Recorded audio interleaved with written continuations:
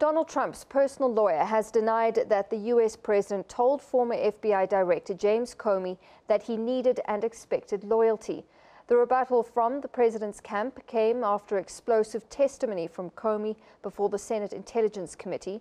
Comey has accused the president of defaming him and the Bureau by claiming it was poorly led.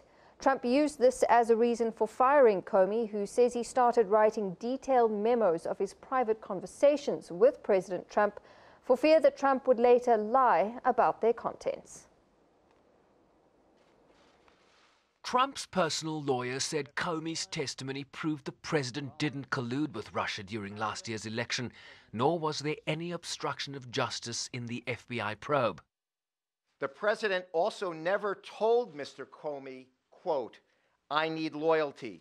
I expect loyalty," close quote. He never said it in form, and he never said it in substance. Of course, the office of the president is entitled to expect loyalty from those who are serving the administration.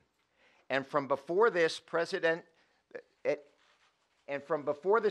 took office to this day, it is overwhelmingly clear that there have been and continue to be those in government who are actively attempting to undermine this administration with selective and illegal leaks of classified information and privileged communications.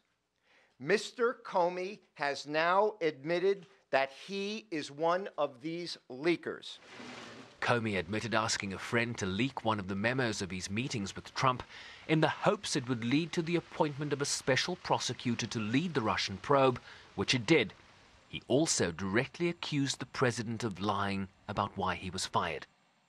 I was also confused by the initial explanation that was offered publicly, that I was fired because of the decisions I had made during the election year. That didn't make sense to me for a whole bunch of reasons, including the time and all the water that had gone under the bridge since those hard decisions that had to be made. That didn't make any sense to me. And although the law required no reason at all to fire an FBI director, the administration then chose to defame me, and more importantly, the FBI, by saying that the organization was in disarray, that it was poorly led, that the workforce had lost confidence in its leader. Those were lies, plain and simple. And I am so sorry that the FBI workforce had to hear them, and I'm so sorry that the American people were told them. He's become more famous than me.